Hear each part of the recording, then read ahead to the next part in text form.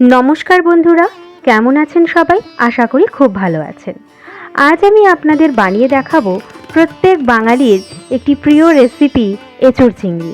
एखाने आमी प्राय 250 ग्रामेर मतो एचोड़ एबं एकटा आलू केटे धुए परिष्कार करे रेखेछि एबं सेटाकेई अल्प नुन और हलुद दिए सेদ্ধ करते बसिएछि। एखाने आमी एचोड़ और आलूटाके हालका सिद्ध करे नेब। एचोड़टा हालका सेদ্ধ हो गेছে, এবার একটা পাত্রে নামিয়ে নেব।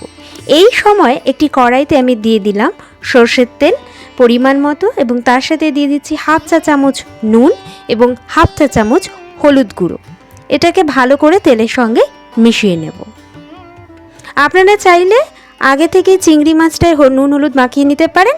আমি তা না মাখিয়ে একবারে কড়াইতে তেলের সাথে নুন হলুদ মাখিয়ে নিয়েছি। এবার কড়াইতে দিয়ে দিলাম চিংড়ি মাছগুলো।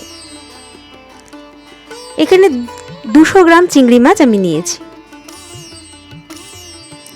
চিংড়ি মাছটাকে ভালো করে ভেজে নেব। ভাজা হয়ে গেছে, এটাকে এবার একটা পাত্রে তুলে নেব। কড়াইতে ওই তেলেই দিয়ে দিচ্ছি কেটে রাখা পেঁয়াজ কুচি। এখানে আমি দুটো মাঝারি সাইজের পেঁয়াজ নিয়েছি আর তার সাথে 4টে কাঁচা লঙ্কা চিড়ে পেঁয়াজের সাথে দিয়ে দিলাম এবং তার সাথে দিয়ে দিলাম পরিমাণ মতো নুন। এটাকে ভালো করে ভেজে নেব।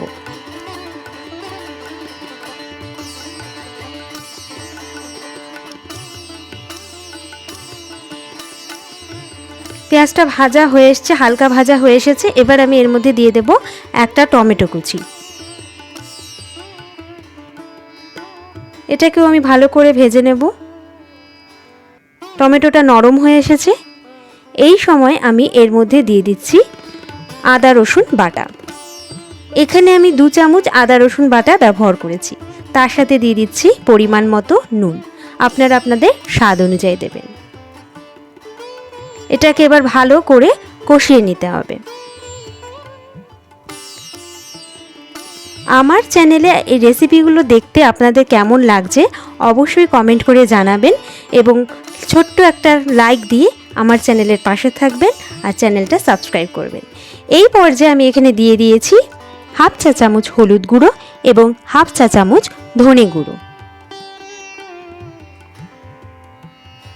এবার আমি সিদ্ধ করে রাখা এঁচোড় আর আলুটা এই মশলার মধ্যে দিয়ে দিচ্ছি। আবারও এই পর্যায়ে আমি অল্প পরিমাণে নুন যোগ করলাম আর তার সাথে দিয়ে দিলাম হাফ চামচ শুকনো লঙ্কার গুঁড়ো। এবার ভালো করে এঁচোড় এবং আলুর সাথে মশলাটাকে কষিয়ে নেব।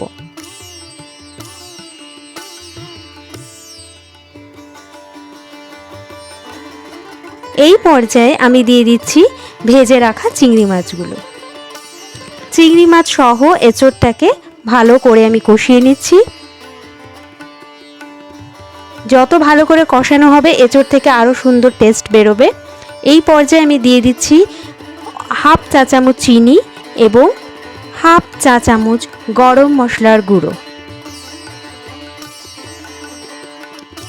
ভালো করে কষিয়ে নিচ্ছি। এবার দিয়ে দিচ্ছি পরিমাণ মতো জল। আপনারা যতটা গ্রেভি রাখতে চাইবেন ঠিক সেই পরিমাণেই জল যোগ করবেন। ভালো করে মশলার সাথে মিশিয়ে নিচ্ছি। এবার আমি এটাকে 5 মিনিটের জন্য মাঝারি আঁচে ঢাকা দিয়ে রেখেছি। ঢাকাটা খুলে নিয়ে এবার ভালো করে নেড়ে দিচ্ছি।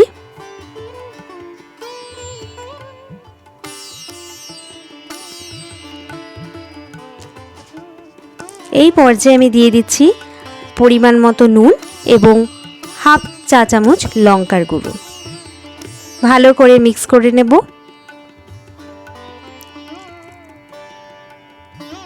হাই ফ্লেমে এবার আমি এঁচোড়টাকে রান্না করব। এঁচোড় রান্না আমাদের প্রায় হয়ে এসেছে। এই সময় আমি যোগ করছি গরম মশলার গুঁড়ো। এখানে আমি হাফ চামচ গরম মশলার গুঁড়ো দিয়েছি। তৈরি হয়ে গেছে আজকে আমাদের রেসিপি এঁচোড় চিংড়ি। আজকের রেসিপিটি আপনাদের কেমন লাগলো অবশ্যই জানাবেন। ভালো লাগলে চ্যানেলটা সাবস্ক্রাইব করে পাশে থাকবেন।